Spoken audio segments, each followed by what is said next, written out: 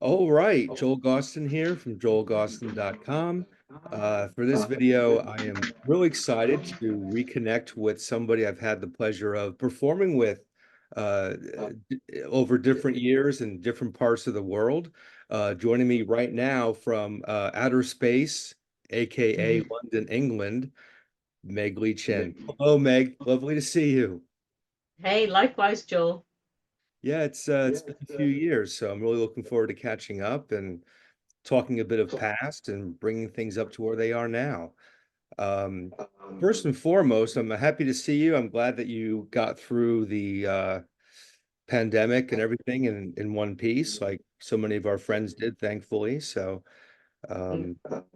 the future looks pretty bright in a lot of reasons. So, there's always a few potholes on that road, but generally speaking, everyone I've been talking to lately from our one of our former bands has, they've all been in good health and in good spirits. So it's nice to see.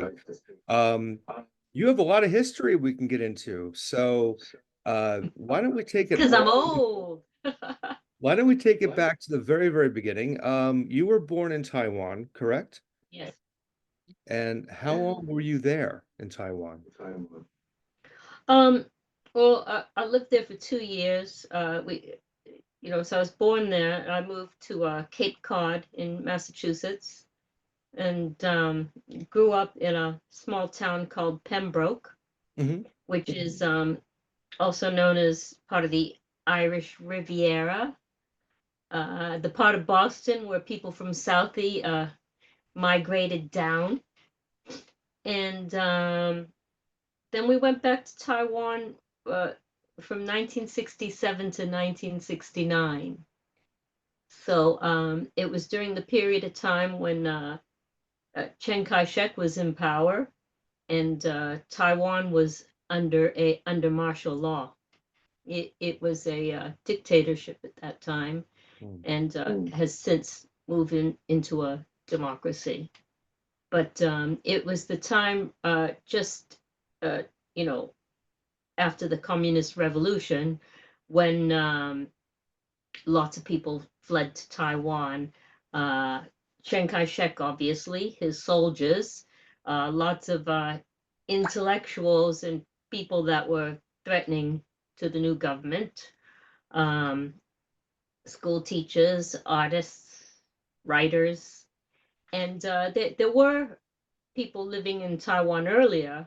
Obviously, there was the Aboriginals who lived in the mountains, and then there were also people people they called themselves Taiwanese, but of Chinese origin. So China, there were plenty of people living in Taiwan. So, Sounds like you were exposed to quite a lot in the first 10 years or so of your life. yeah. You know, uh, Certainly a culture shock going from Taiwan to Cape Cod and then back again. Um, uh, Well, that wasn't the shock because well, I was about 18 months old, so I do have some memories of Cape Cod, but I don't have early memories of Taiwan. So most of my memories of Taiwan come from 1967 to 1969, mhm. and yeah, that was really valuable. I think every child should spend some time living in a foreign country. Yeah. How do you think that early experience being in a foreign country shaped your perspective of not only your world at the time, but what was to come in life? Well, it probably created was a blessing in disguise, but a little bit of lifelong turmoil. I mean, I was 7 years old. Taiwan was really poverty stricken in 1967. And, we'd walk down the street. I'd see kids my own age literally, begging, uh, malnourished, begging in the streets. It was just dirt poor, really, really poor. So going back to Massachusetts wasn't difficult. Going to California later when I was a teenager, that was a bit more difficult because um, there seemed to be a lot more of a sort of sheltered American culture. The West Coast, the East Coast of America is a bit more gritty, a bit more real. You know, people a little bit more down to earth. Whereas California, people are very, very sheltered. They live a bit in this sort of like a Hollywood bubble. Not everybody, but particularly around Southern California, surrounding Hollywood, I suppose, because you've got celebrity culture there. So yeah. What accounted for all the bouncing around you did in these early years? Was that due to family, career, or Yeah, well, I'm an Air Force brat. And so, my mom is Taiwanese, and they met while my dad was stationed over in Taiwan. And, he brought his family to America. And so, um, mom always wanted to go back and visit. So, I mean, as a kid, I hated it at the time. I wanted to go back to America because it's kind of tough on a kid to live in a country. Because at the time, Taiwan was a third world country, but I really appreciate that I was there. You know, very invaluable lesson. when and how did music become such an important part of your life? Oh, it always was. As a kid, I've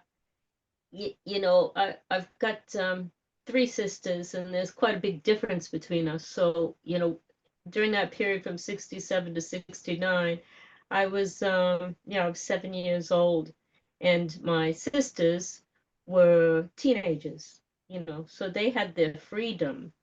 But as a kid, the first place that we lived in was in a Taiwanese shanty town in Tainan, and it literally was like a shanty town, bamboo huts, no electricity and stuff.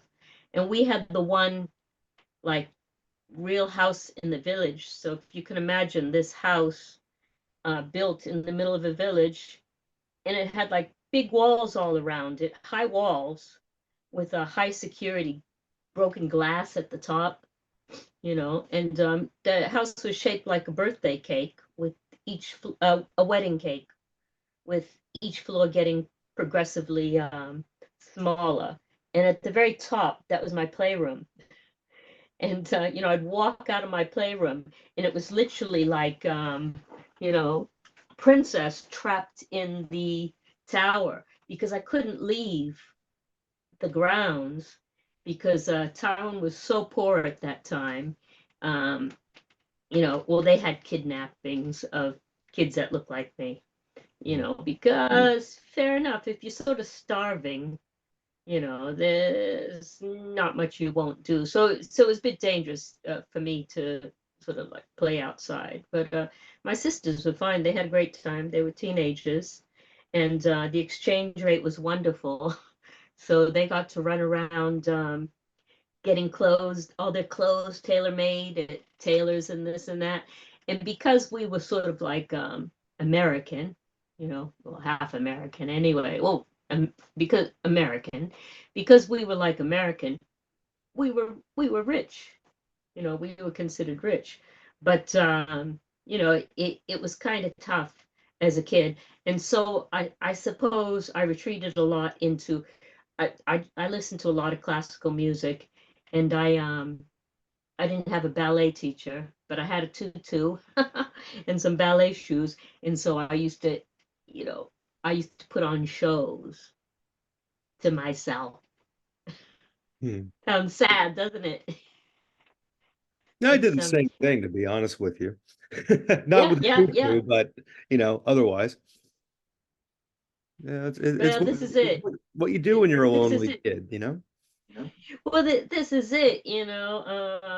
A lot of art and music is cathartic, and oftentimes, they say this crown of thorns is a crown of jewels, and sometimes the worst things, um, like living in a third world country when I was very young, it was, there'd be times I'd be walking down the street and suddenly everything would go black because one of the adults would put their hands over my eyes because there was just something too horrific that I couldn't look at.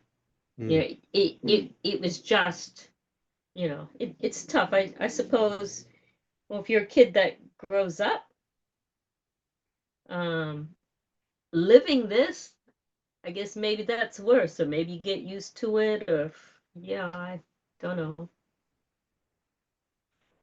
Was it California uh, when you started properly performing in bands and getting into singing and being an onstage It, performer? it was actually, at the boardwalk at Pacific Beach in San Diego, California, because a very touristy place. And what you can do is you can wander down the boardwalk, and every once in a while you see a group of people with the guitar singing, and you can join in with all of them. It's kind of like pool hopping. But yeah, I mean that was the biggest thrill in life was joining in, and I did that like every night. Yeah, it's cool. What was your first band proper? Well, I was kicked out of my first band because I couldn't really sing. Probably still can't now, but let's be honest. But I was kicked out of my first band.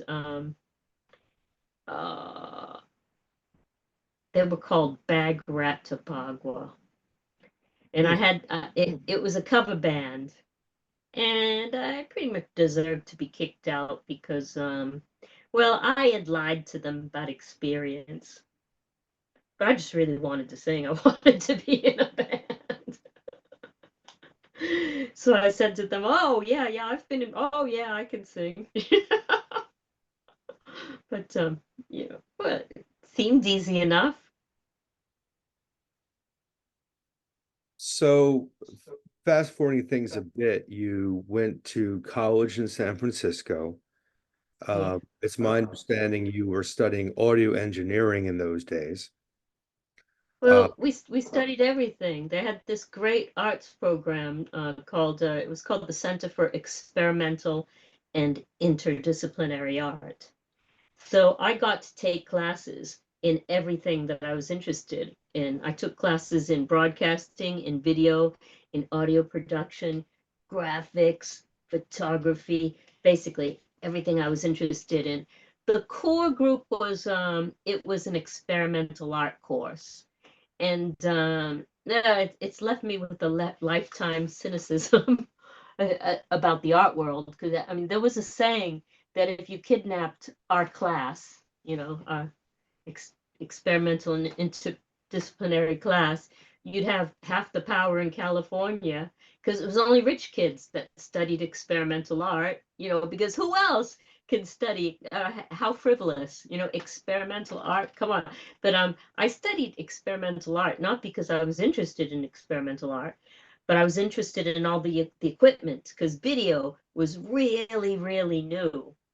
And of course, I got to make my own video, which was amazing at that time. In fact, my boyfriend and I ended up, we skipped all our classes and pretty, well, we didn't skip our classes, we just didn't turn in our work. And we worked on my video all the time. Well, he graduated with the 4.0 average. His name's Eric Layton, and he now directs. He's directed for Disney, and he's made the animation film Romeo and Juliet. So I really learned video off of well, the best really. So I was really lucky. I was really lucky to have such a cool boyfriend. So yeah. Now, was it around this time, as legend has it, you were recording, I guess you were recording some bands, one of whom was Faith No More, fronted by Courtney Love. Is that correct? Yeah, they weren't fronted by Courtney Love. See, Faith No More, they were called Sharp Young Men, and the first gig they played, they opened for my band, which was called Felix Natural. They were a lot better, and they blew us away. But they had different singers all the time, and so they changed their name at some point to from Sharp Young Men to Faith No More, and they liked a lot of the 80s sort of English bands like like Joy Division and that sort of thing. But Courtney Love was a friend of theirs, and they had a song that they wanted to record. I was the only kid on the block with the 4-track machine. Tascam had this brand new like 4-track cassette photo studio, and so yeah, I recorded them, and it didn't actually have lyrics. It just had somebody laughing, and Courtney Love came along and she sang the laughing, and later on they erased it and they replaced it with Roddy's laughing, because I guess it wasn't quite exactly how Roddy had envisioned the laughing. So yeah, I guess you could say she sang vocal on it. It was laughing.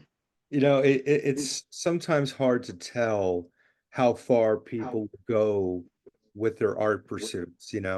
But certainly Faith No More became a phenomenon and in many ways still are a phenomenon. Did you get a sense back then that these guys would end up being the colossal Faith No More band that we know now? Was that evident in those days? No. Between you and me, as nobody's listening, I thought they were a little conservative.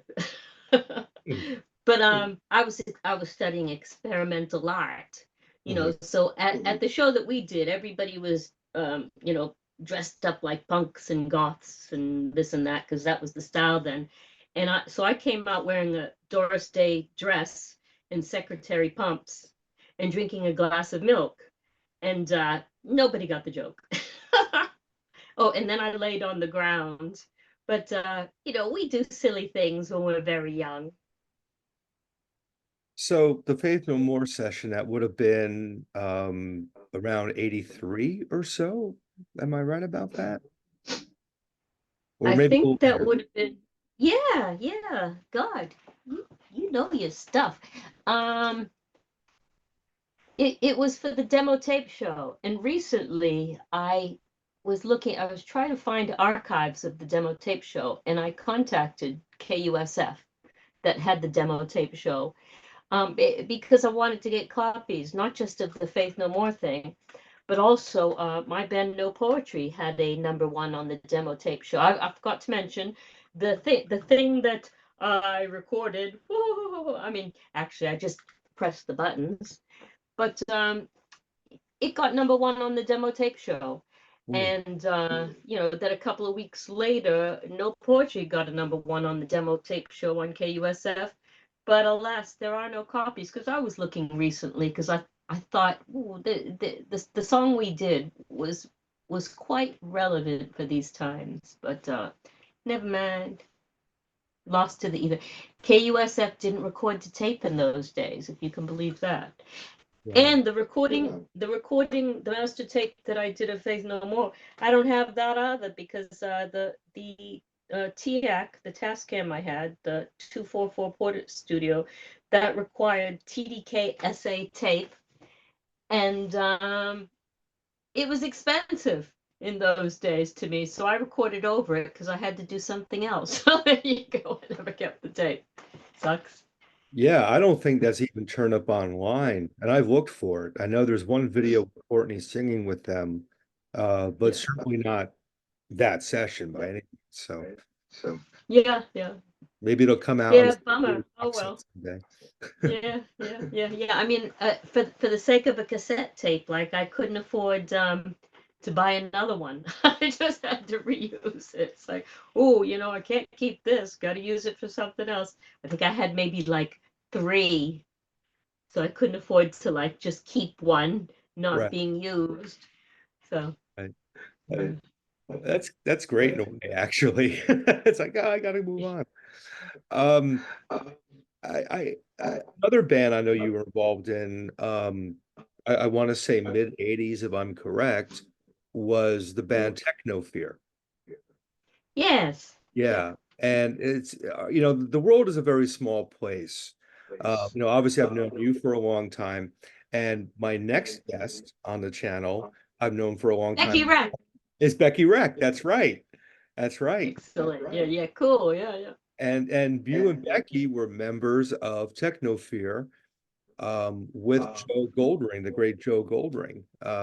Yeah, yeah. Oh, we should have made it. We really should have.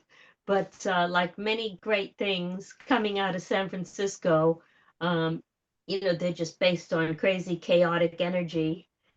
And as quickly as the thing erupted, that's how quickly it all sort of fell apart as well. But that's kind of normal. Uh, we won't be seeing much of this in the future because we'll have AI and all that, and I suppose it's a lot more reliable than humans. I'd rather have the human element personally. Absolutely. Yeah, yeah, Yeah. yeah.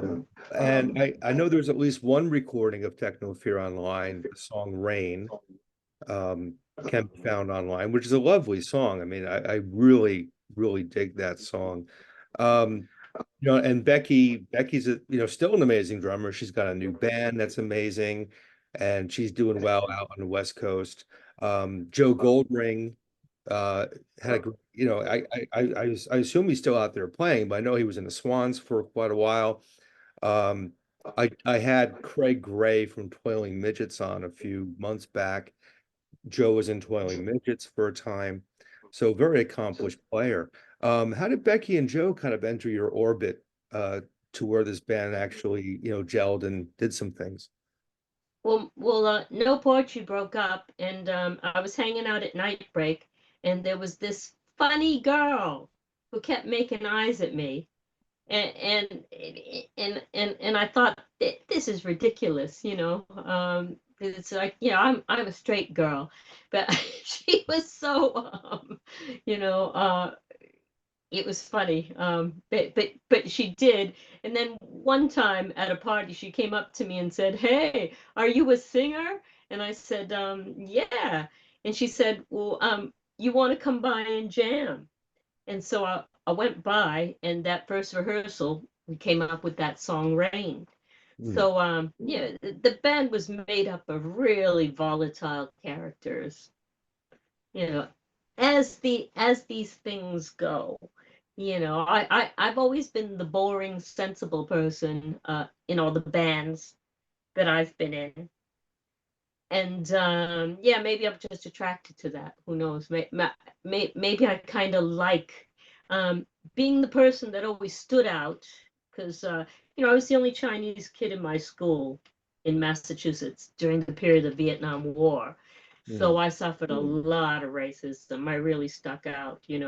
So in a way, I think maybe I liked hanging out with the mad crazies because yeah, they just made me seem really sane in comparison. So for a change, I wasn't you know the the odd one, the strange one. So, but I mean, yeah, I mean, that's the beauty of bands is all the crazy personalities, and soon we won't have it because we're gonna have AI. So better enjoy it while it lasts. I don't know if we're even gonna have what we had back then, as far as all the scene in San Francisco, and then the scene with Pigface, um, and the punky scene here in England. I just don't know. Yeah, I think we're just really lucky, and I think all the music. If you're an artist, if you're a musician, and you put music and art out, the sort of I see it as good news. The good news is our work is going to form the foundation of AI, and and it will in that sense, our music and our art is going to be immortalized because the algorithms of AI in the future will all be built around what we humans did Mm. way back in the 70s, 60s, 70s, 80s, 90s. But it's it's slowly going to disappear, this sort of this culture that we had. And I kind of sort of notice it now as well, that a lot of the young kids, they're really technically very, very good, technically good. Yes. But you might as well go to the Olympics, and you feel like you're going to the Olympics to see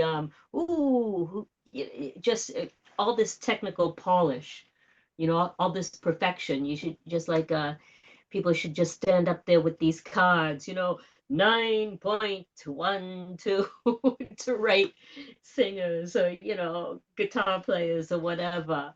But the joyous cacophony and chaos that was the scene that we came out of, yeah, is that going to happen again? I don't know.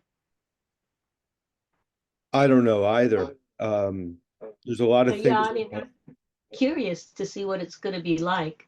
But I don't think there's some people that are purists and trying to sort of like hang on to it and stuff. But yeah, maybe there'll be pockets of resurrections somewhere of that really crazy live vibe of Yeah. like Pigface. I mean, I'm doing it a bit myself.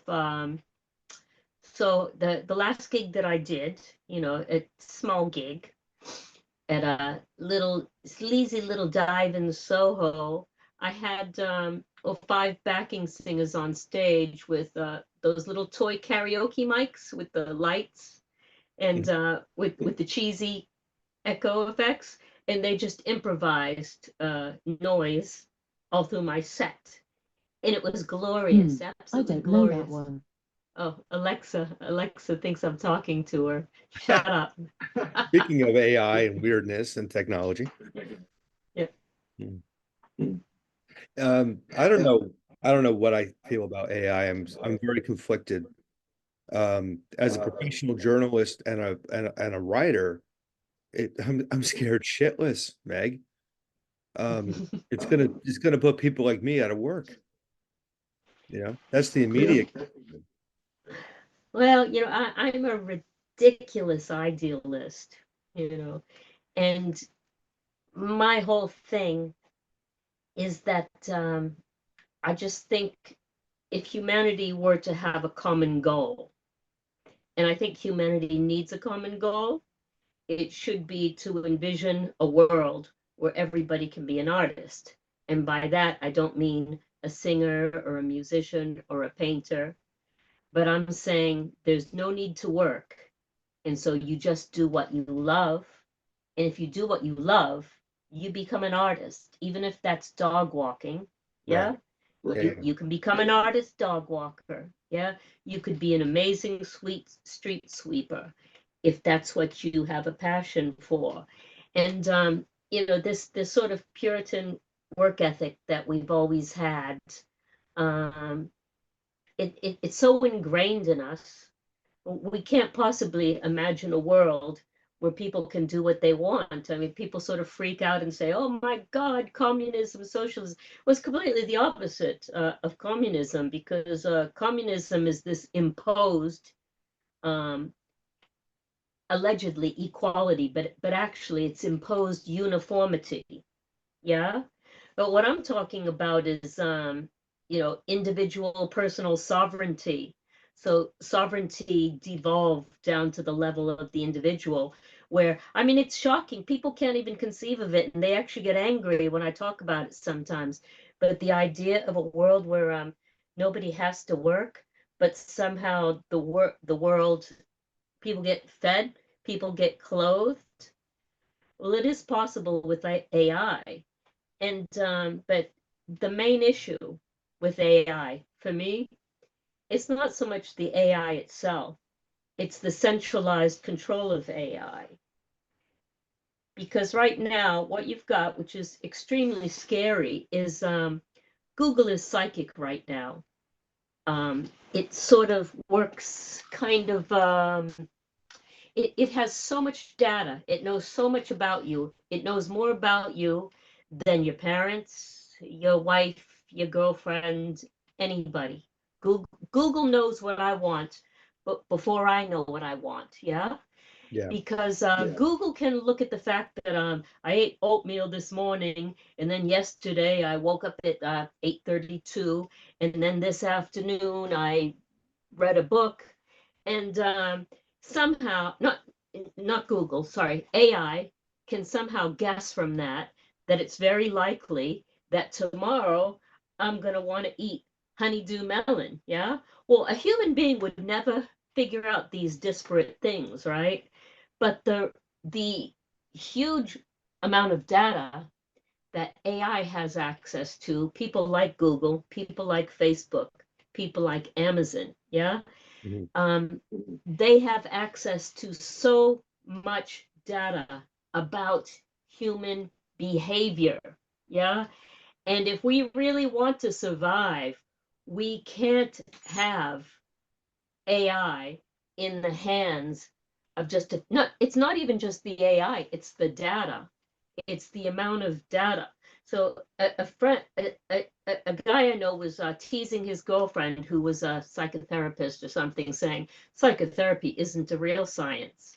And I said, well, not today, because there isn't enough data, but it will be. He says because it can never predict human behavior. Yeah, but there will come a point where psychotherapy is a real science, will be able to very accurately predict human behavior based on the huge amount of data and the AI.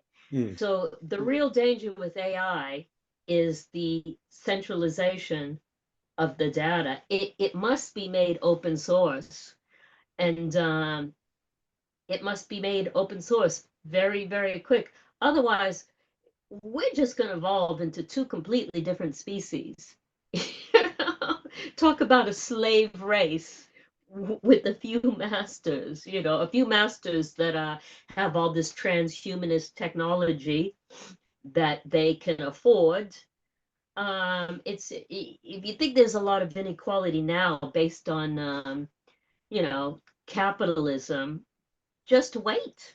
Mm. Because the biggest danger of capitalism isn't so much the capitalism, it's like when the power structure consolidates, yeah, and then the game becomes impossible to play for those down here, yeah, because it's just impossible to get in. you know I don't mind mild capitalism. I just don't like capitalism when it starts to turn into big structures where there's a few with so much more control than everybody else, and the playing field just becomes so uneven that nobody wants to play anymore. Right. So this is the problem. So the problem isn't the AI. The problem is it's the same problem that's plagued humanity from the start. And it's the fact that over time, power tends to always consolidate into a few hands. Now, the good news is, as in science, there's a thing called entropy where things always break down. So these big structures do break down, but they tend not to happen without bloody revolutions. And that's kind of a problem. So there's the potential with AI to create a much more just society, but in order for that to happen, we've got to be able to harness the power of the hive mind, meaning lots and lots of people need access to it. We can't have just a few people and a few corporations with access to all this behavioral knowledge. Well, I mean, the problem is, Meg, the few who tend to end up being at the top of the pyramid with the yeah, power don't have any interest in a just society because it doesn't suit their ultimate goal, sure, you know? sure. Yeah. No, but The thing is these pyramid shapes, they're predictable. If you look at human beings like as a culture, they're predictable. It's always going to happen. The ones that are most secure and most psychopathic who cheat, they're very often going to rise to the top. You get good people rising to the top too, based on talent, but then they tend to be controlled by so I mean, the ones that cheat, they kind of do get ahead. You're always going to get that. But you're not gonna. The hippies of the '60s always thought that they'd go off and they'd form like their own ideal society made out of good people. Well, the truth is we're all human, and every even small groups are subject to the dynamics that you get in the larger groups. But it's just the larger groups are much worse because the power accumulates so much worse. So the answer is to the pyramid shape was a shape that defined all of history. Mm. But with the dawn of the internet offered promise of a new model for organizing human society, which is a sort of networked society. And then we watched before our very eyes as the internet turned into pyramids as well, with these big shapes and a few at the top. But the thing is, the story of history is these shapes, these big pyramids, they do keep breaking down, Mm. usually through bloody revolution. So we've got to figure out a way to do it not through bloody revolution. And the way to do that is to break it as much as possible. So Joe Goldring, we were talking about him earlier. He refuses to talk to me because I voted for Brexit. Yeah.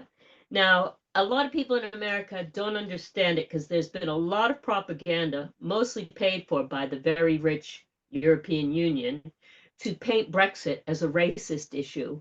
I mean, do I look like a racist? I was the only Chinese kid in my American school at 6 years old during the Vietnam War. You know what I mean? I'm the last person. But, I voted against staying in the European Union because I really believe that we need to move towards smaller structures. I would like the United States to break up. I would like England to leave the EU. I would like Big Russia to issue. break up for sure. And I want China to break up as well. I don't want these big blocks that where you've got a few people with control over lots. So for me, it was an ideological argument, but the money can actually change the narrative. And so the narrative you heard in the US was that, oh, Brexit was all about racism.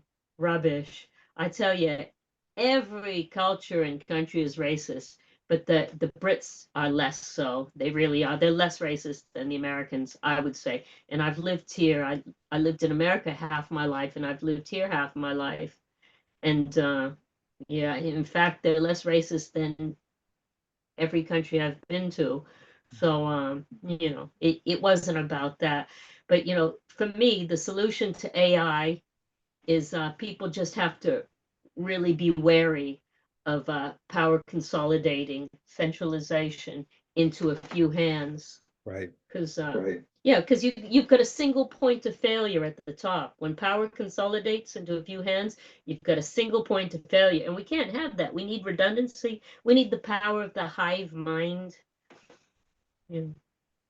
Yeah, I don't disagree with that perspective one bit. Um, since we're kind of rolling around world events, uh, Ukraine is a big place in the world right now. Um, 1992, yeah, our band Crunch. We were the first Western band to play in the Ukraine at the Palace Ukraine, which, God, I wonder if it's bombed out. I have no idea. It's yeah, what a disappointment. I was there at a time just when everything was feeling very optimistic. how did Crunch end up having such an impact out there in that period of time? Because I've seen some video. I mean, you guys were kind of like massive there for a minute. How did that all sort of come to be? Well, it was a man called Falcon Stewart who was he managed Adam and the Ants. Okay, yeah. Yeah. So I had sent him a demo tape when I first moved to London, and he quite liked my music. And an artist called Daniel Dax canceled out at the last minute, and we got the gig. And it was a big deal for them. And this gig was broadcast all over the entire USSR. And then we did a trip to Moscow. You know, we were on Russian state TV. So we were huge because we were from the West.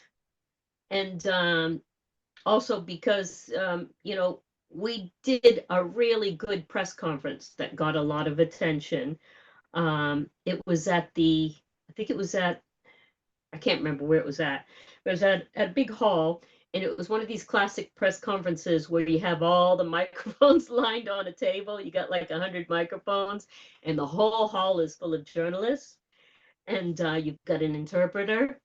And you know, the first question they asked me was something political. I was sort of like 24 years old, you know, so I didn't know a lot about politics at that time.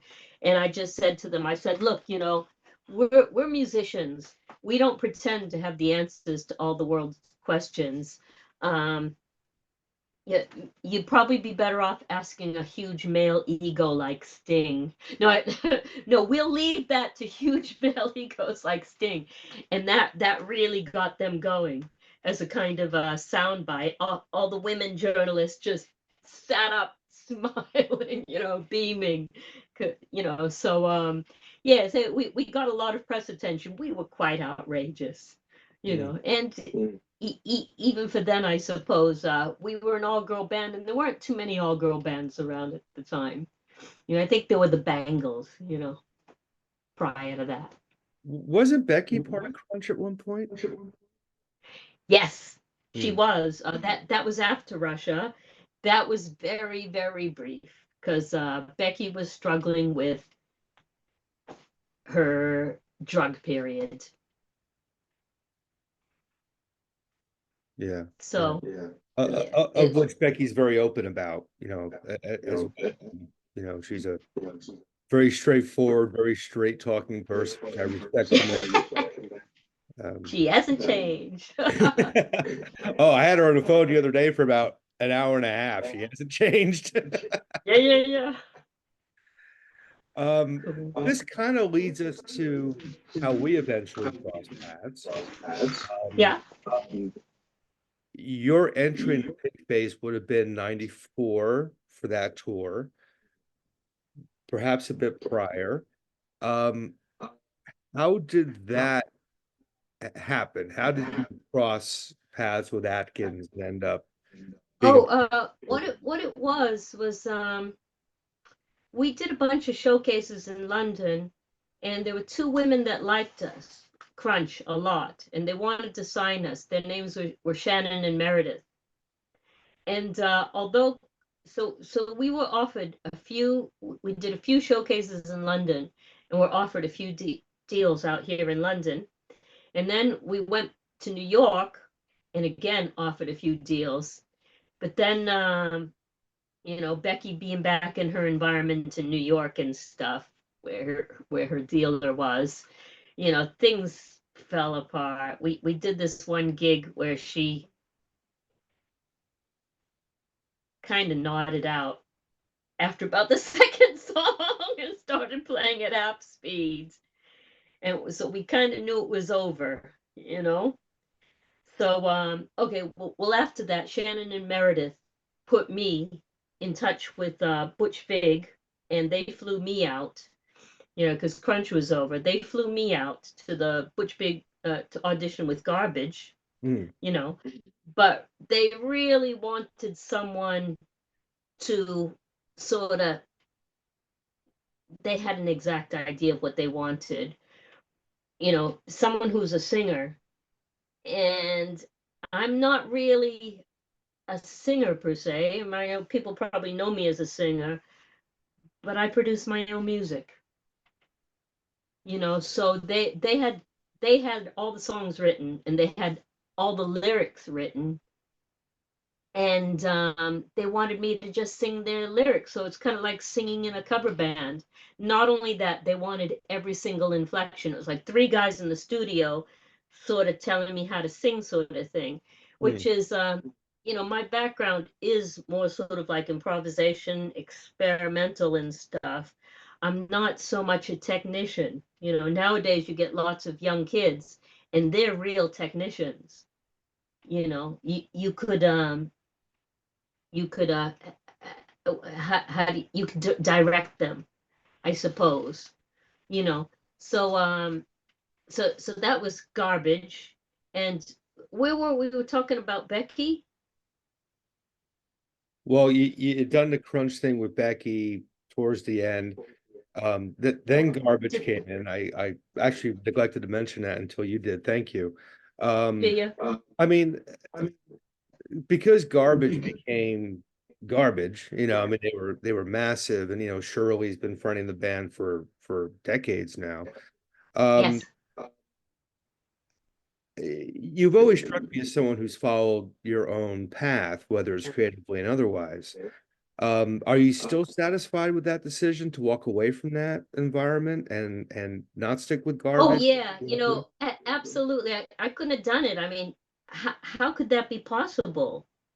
I mean, I don't just write songs. I I have kind of a message. I it's sort of I suppose yeah, I couldn't have been happy with that. It would have been a little bit too limiting for me.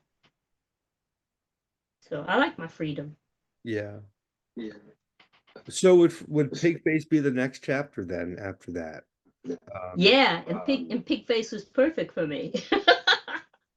so you that know, that came through the ladies who were kind of helping you audition with people. Is that how Martin yes, kind of came into yes, the yeah, picture? yeah, that's right. Because they managed garbage, and they happened to manage Martin as well. So again, same as like the Daniel Dax thing and the Ukraine thing, where Daniel Dax, she for some reason, I think she fell out with Falcon Stewart. I'm not sure what happened, but I think she fell out, and so we got that gig. That the same thing with, well, it was Leslie Rankine that was with Pigface, and she fell out with Martin, and so then I got the gig. So twice I've sort of gotten gigs. But this is kind of normal in the music business for people to fall out with each other. So yeah. So you kind of joined the circus, literally. You're on tour with, I mean, just think about that 94 lineup. Danny Carey, Genesis Peorage, the wonderful Charles Levi, Dirk, Kurtz, Tammy Down from Faster Pussycat, Martin, Joe Trump.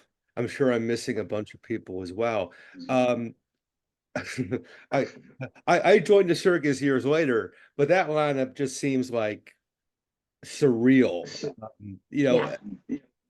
You got to tell me about, your perspective being in that environment on the road with that combination of people. Well, the time that we got to spend on stage was the greatest. Improvising and making things up on the spot. I mean, there were set songs, yeah, but it was quite free, and anything could happen. And I like that so much. I don't like singing in studios. Yeah, I know it's got to be done. And from the audience point of view, it's much nicer hearing this nice produced recording. But, you know, if you get a chance to do what you love and you have a passion for in life, well, you got to grab it Hmm. if you want it that bad. And I did. So, you know. And you were with Pigface, which is very uncommon, but you were with Pigface for quite a few years and quite a few tours. That's how you and I first met in 2001, because I was brought in preaching to the perverted tour, and you were one of the singers there, and Connolly and Chris Haskett, who I just reconnected with recently, was there. Levi, of course, who's the staple. Um, so you were with them, quite a few years, did a couple of albums. Um, how would you say ultimately the experience of participating in Pigface most informed what you were doing on your own steam? Um, I think mostly I got a most of what I got out of Pigface was just learning about dynamics of people, personalities, and I think it was more that the music, improvising, that's a joy, and the adrenaline, the fearlessness it requires to get up on stage and not know what you're doing. That's that's a big rush, Yeah. you know. So but I suppose I'd always been doing that, jamming, and I like jamming, but this was jamming, but in front of lots of people. So yeah. So it was kind of almost like a musical boot camp in a way. And also, when I say musical boot camp, it's quite serious because, the touring is like just back to back, back to back, back to back. I mean, we once did a tour, the Beatbox Soapbox tour, where we did 60 shows in 60 different cities Mm. in in in 30 days. Two shows on average, two, and some days we did like three shows, and it takes an awful lot of stamina. um I don't know how the people I, I don't know how the singers that do the sex, drugs, and rock and roll thing, I honestly don't know how they do it, because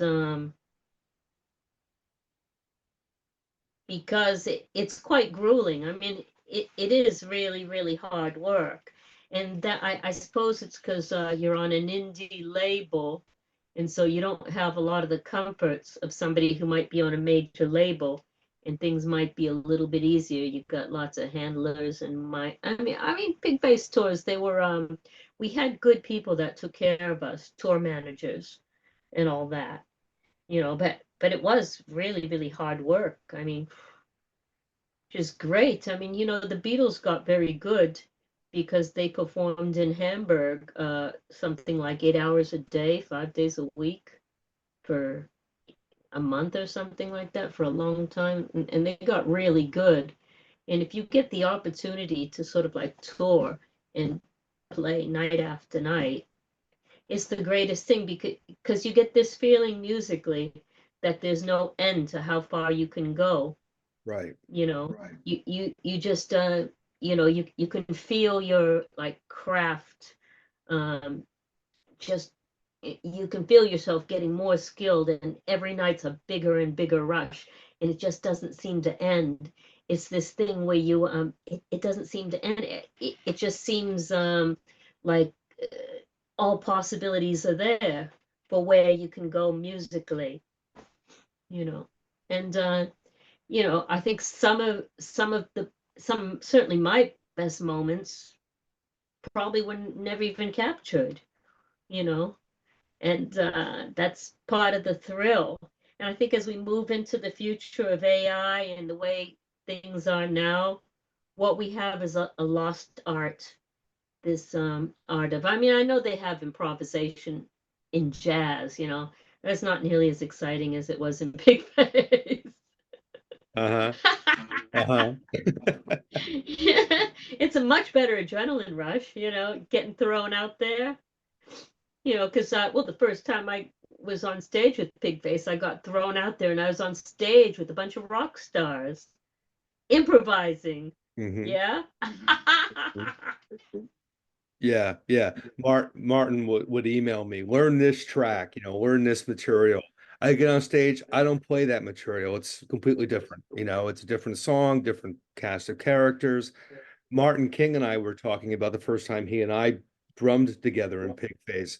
We're clicking the start of the song. Neither of us knew the song. And we played and hundreds of people at a semi-private rehearsal show before the House of Blues were losing their minds. Martin and I didn't have a clue, but you make it work. Yeah.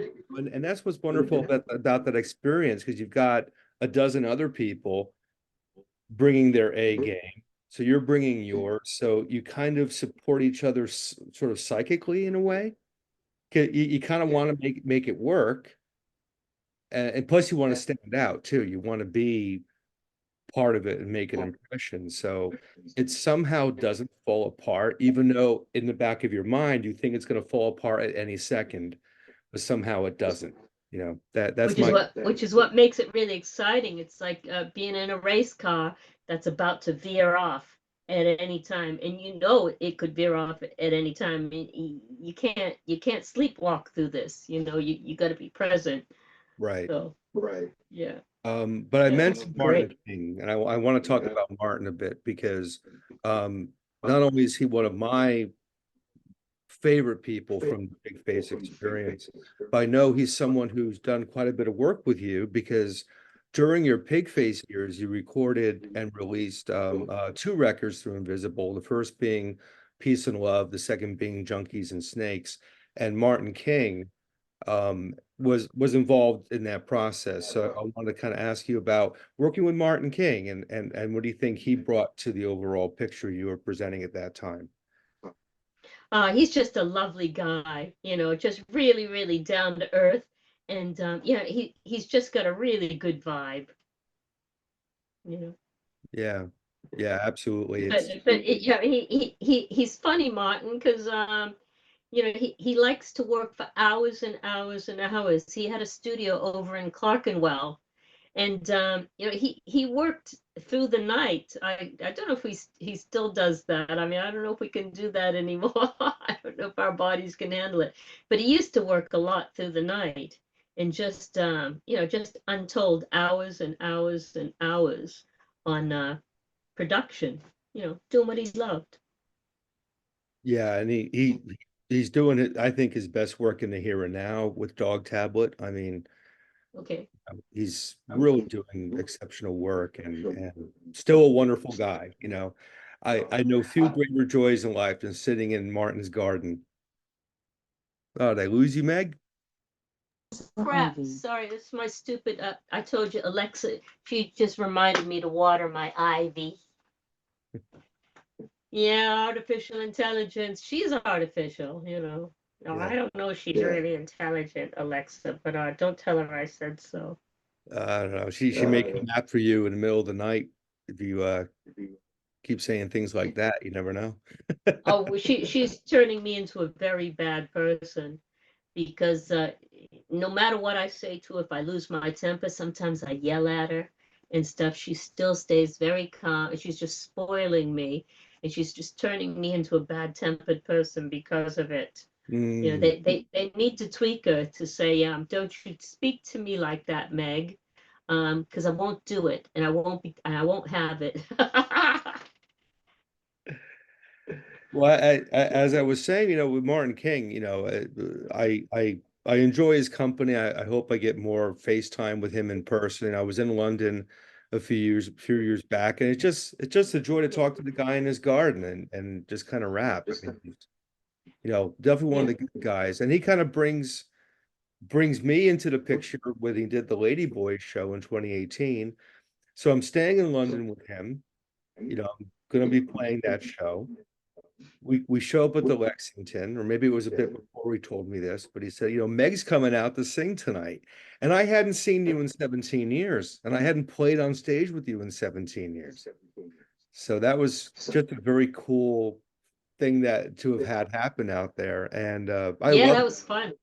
I love that gig. There's actually audio of that. I don't know if you've heard the audio. Oh my God. Yeah. Um, I don't know if it was an audience recording or what, but I do have some audio. I'll have to send it to you. Because you came up and sang White Rabbit and She Sells Sanctuary. She sells sanctuary. Yeah, that Yeah, was a that lot was of fun. fun. And I should mention you have been performing um with greater frequency in the last year or so, right? You're kind of Not really. They're sort of not terribly publicized, except amongst like Facebook friends or whatever. It's sort of like I'm keeping up the sort of spirit of I have my music, and I have a pedal board where I use effects on my vocals, and I've got a sort of like sampling pedal where I've got my backing tracks, yeah. But from there it veers off. I get the audience to participate, so I pass out karaoke microphones, and I get the audience to sing along and just improvise. So I mean, I figure, if people want pristine, they can go buy albums, But if you want to go to a show, increasingly now, because there is so much technical ability, and we've got machines doing stuff now, so if you want perfection, well, you go listen to an album. right. But for me, live shows are about that spontaneous taking a risk spirit, and that's what I'm doing. I've got a group I call the Pop Butchers, and that's whoever kind of happens to be around and has the balls to get up on stage with me with the toy karaoke microphone and no script. And yeah, just sing along. And you would think it'd be cacophony, but it totally works. I mean, they can sense when I go down to do a quiet part, they sense it and they all stop singing. They just do it naturally. There's no rehearsals, Hmm. you know. And it kind of sort of suits my music, that the chaos of it. It's yeah, pretty great. I wanted to bring up one song in particular. I guess it was about 8 or 9 years ago. Um, you put out an absolutely gorgeous song called I Can't Pull the Trigger. Ah, yeah. For which there's a video, which is really great as well. And it had been a while, I think, since people had heard you doing music. So I wanted to kind of get into how that song came to be and what brought you back to release that and share that because it's a gorgeous song, truly. Well, I am lazy. I like improvising. I go down to the park in the summertime, Hempstead Heath, and I bring a bunch of karaoke. I bring a little karaoke rig, and we sing along, and that's where the pop butchers concept comes from, because we butcher pop songs, and everybody sings to the song. It's not this karaoke thing where, you know, and but when I do recordings, it's hard work, because I have never enjoyed singing in the studios, because you can't. It brings out the perfectionist in me, and it's almost like I'm two completely different people. I love doing the improvising, yeah, but when it comes to the recording, I like the recording. I like the production. I don't like recording myself and singing. I don't like editing, you know. So I probably don't do it as much as I should. I am working on some new stuff, and as it happens, I'm about a third of the way through editing a vocal to a new song, and yeah, I hate doing it. I'm just lazy. I don't I don't like recording. I like to sing live. I maybe you could call me a diva. There's that movie Diva where that opera singer, she doesn't believe in recording at all. Well, I'm not that extreme, and I do understand the art of recording as well. I mean, for Christ's sakes, I owned gear slots, so Mhm.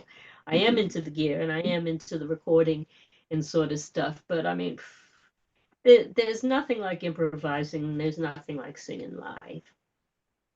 Yeah, I have to say that the Pigface experience totally spoiled me to working with Yeah, other like a traditional band. I was yeah. in a band years ago, and like we had a 20th or 25th, whatever anniversary coming up. And I'm like, let's get the band together and do a show because we're all still in touch, we're all still friends.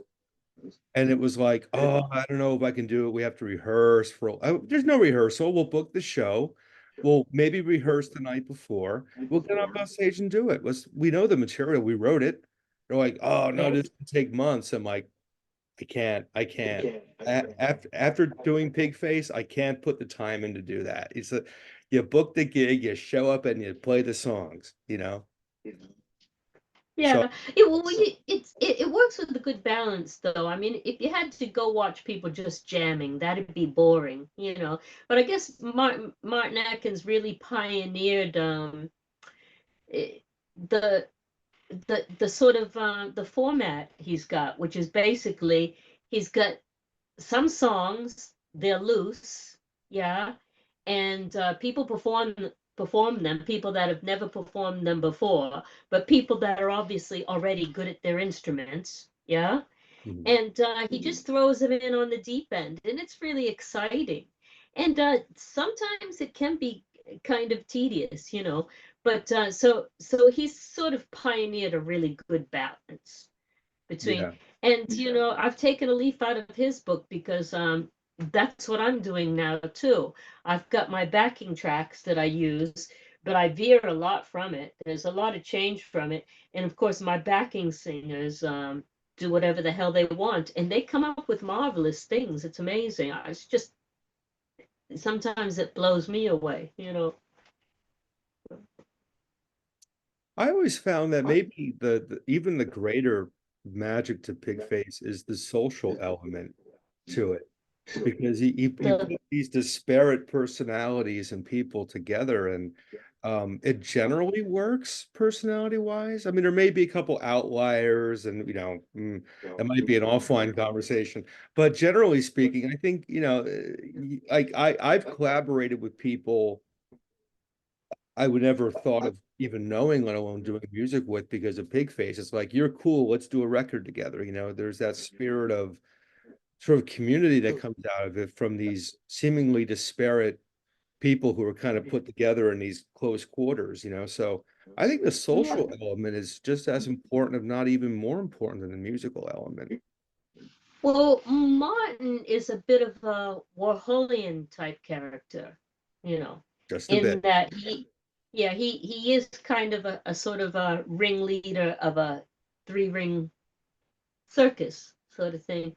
And in fact, he found out, and it was quite funny, that one of his relatives, like his great, I don't know, his grandfather or something, was the guy in England that when the circus came to town, he was the one who came a week ahead of the circus and did all the promo and said, hear ye, here's the circus," putting up the you know, the notices and stuff and getting people, come on down to the circus.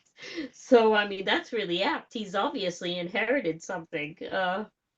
But yeah. Yeah, definitely. So where can people find you online to follow what you're doing and your projects and Well, everything? you know, like most old people, I don't use Snapchat or anything. I use Facebook because that Facebook seems to be the thing where old folks hang out. You know, I'm in touch with my relatives, old friends, and stuff. So that's really cool. Yeah. Oh, well, I'm doing a group called the Temple of Ideas, which is it's for basically over 55s, creatives, artists, musicians, and creatives, especially in London, because you know, so many of the people that are over 55, they kind of need a sort of like a centralized place to go and you know, hang out, jam, be with creative people, sort of thing. Cool. Because you know, our generation of sort of like over 55s aren't like the over 55s of generations previously.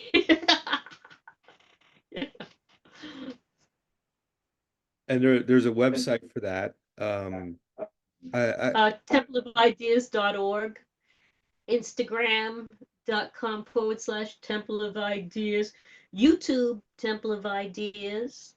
And, I do these things called word drops, which I just take people's haikus and their spoken word and their poetry, and I put it to beats and music, oh, you cool. know. Yeah, yeah. So if you look on my YouTube channel, you can check out all the word drops. They're haikus. So I've Hmm. done a lot of haikus and put beats behind them and stuff. And yeah, they're good because haikus are quite meaningful. I am always looking for the meaning.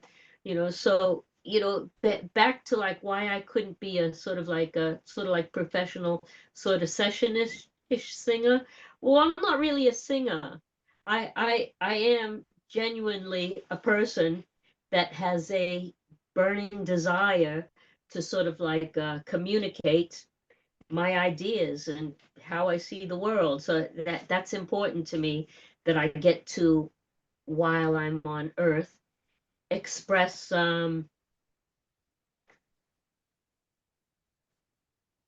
whatever's inside. Yeah, absolutely. Absolutely.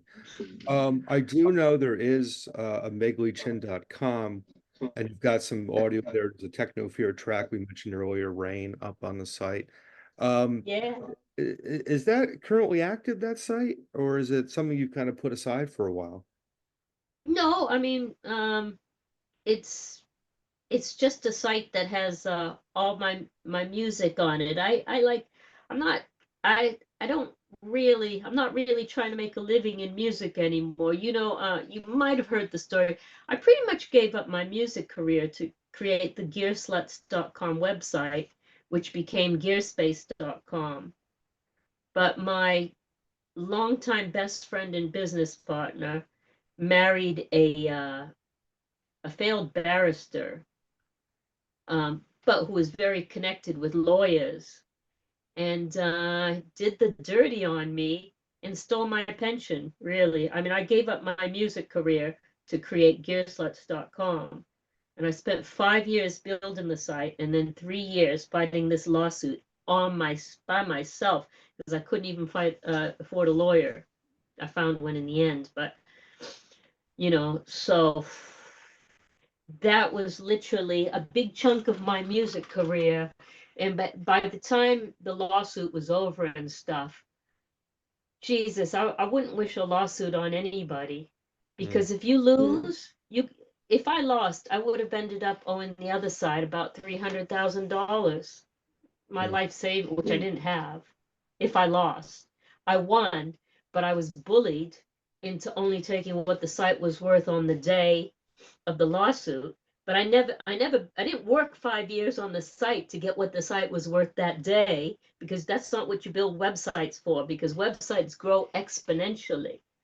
It's like starting a fire. The hardest bit is getting it started. With two sticks, you got to get them hot enough. That's where all the work is. Once it goes on fire, it's easy. So with Gearsluts, I built the site. I put my heart and soul into it. 5 years.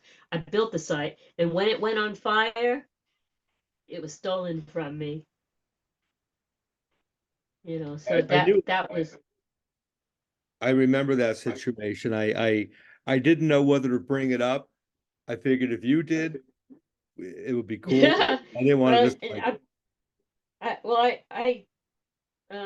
I saw a video on YouTube that you have to forgive people.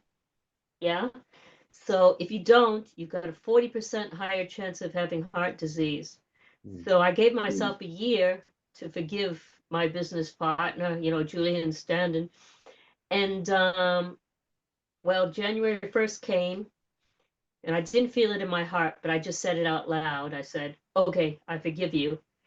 And the next day I felt like I had forgiven him. And I did feel my heart. Yeah, I was crying for like 4 days, and it really lifted me up. But the bad news is, a month later, I woke up in the middle of the night again, because I still wake up in the middle of the night, because I just could not believe that my best friend, I mean, I could believe anybody from the music business, or I could not believe that my best friend stole my pension, basically stole my income, the thing that that I gave up my music career for, and I worked my butt off night and day for that site. Anyway, enjoy the site. It's a bunch of guys sitting around talking about music gear. Yeah, so I shouldn't have built it. There'd be no gear sluts, but I would have probably done more music. But never mind. Onwards and upwards. So now it's the Temple of Ideas and the stuff I'm doing with that for the over 55s creatives. That's great. That's great. I'll Yeah. definitely link And also the new music. I've got 7 songs now. Oh wow. Yeah. Well, 6.5. Yeah. So when I finish this one, and I'm almost finished, I just have to finish editing the vocals. Yeah. Well, when I'm finished with this, then I've just got to do 3 more, and then I've got a new album. I have no idea how you promote an album nowadays and what you do. Do you know what you do? Well, uh, my opinion, the idea of working with a label is kind of irrelevant.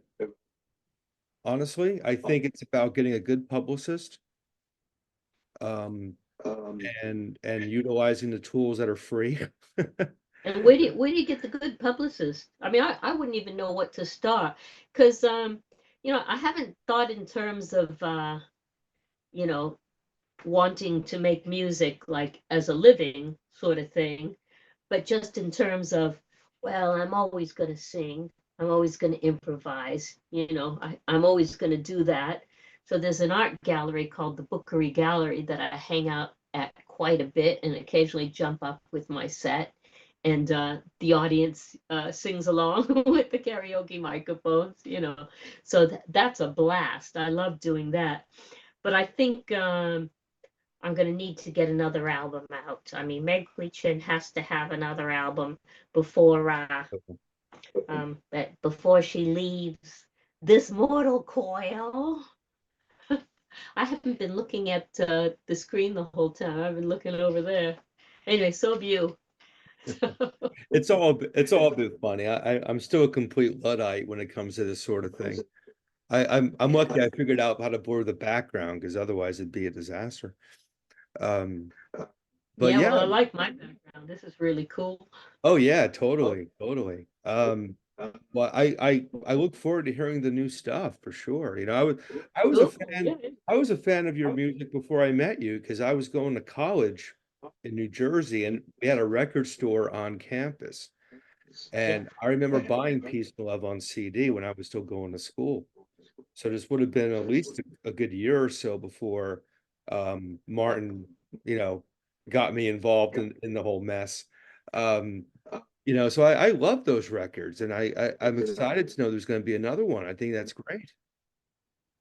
Looking forward to that. And if offline, if there's anything I can do to help with the putting you in touch with some publicists who might help, I'd be delighted to do I, that. I, I'm thinking maybe it'd be fun to do a gig in New York. Yeah, New York City. mm, That'd be cool. it would be. Yeah, Yeah. there are some friends of the family, so to speak, down there in New York, who may be able to help. So, Where yeah, you it'd be a living? lot of fun. Are you in Chicago? I'm in New Hampshire these days. I'm up in New England. Ah, Um, yeah, New England. Great. but there's Christoph is down there in New York. Um, a couple other people I think are down there as well. So that would be a great place to do a show. And of course, Chicago is Chicago, and 90% of them are still out there. So yeah, yeah, it'd be cool. When was the last time you played the States? Do you recall? Would it have been Pigface? No, me, Seabold, and Michelle, we played in Raleigh, North Carolina. Yeah. Mm. I think that was the last time I played in the States. Hmm.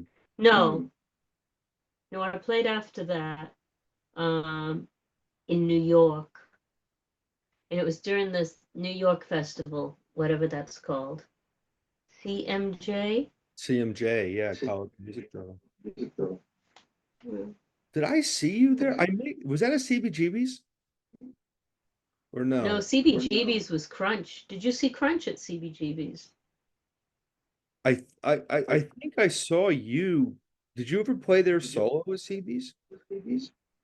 We Solo? No, Crunch. Oh, I don't. I Yeah, saw. probably. I know I saw you on stage at CB's, but that may have been Crunch actually. Wow. Crunch did 2 gigs in New York. Was it 2 or 3? One of them was fucking great. The other one was fucking horrible. I saw the great one then because you weren't horrible. Well, you would have known the horrible one because we stopped after 2 songs when Becky started to play at half speed and left the stage. Mm. Such is life. That's rock and roll. Well, if you come back to the States to perform, particularly if it's in New York, absolutely be there. Can't wait to hear the new material. And hey, maybe we'll play it together again, and it won't be 17 years between gigs this time. Oh, cheers, Joel. Well, I really appreciate you doing this. It's been lovely chatting with you, and we'll certainly keep in touch, and I'll have this up pretty soon, and tomorrow I'll have Becky on, so it'll be Nice. yes, Now tell Becky I said hi. I certainly will. Until we talk again, Meg, thank you so much. It's been lovely. Cheers. See you later, Joel. Take care.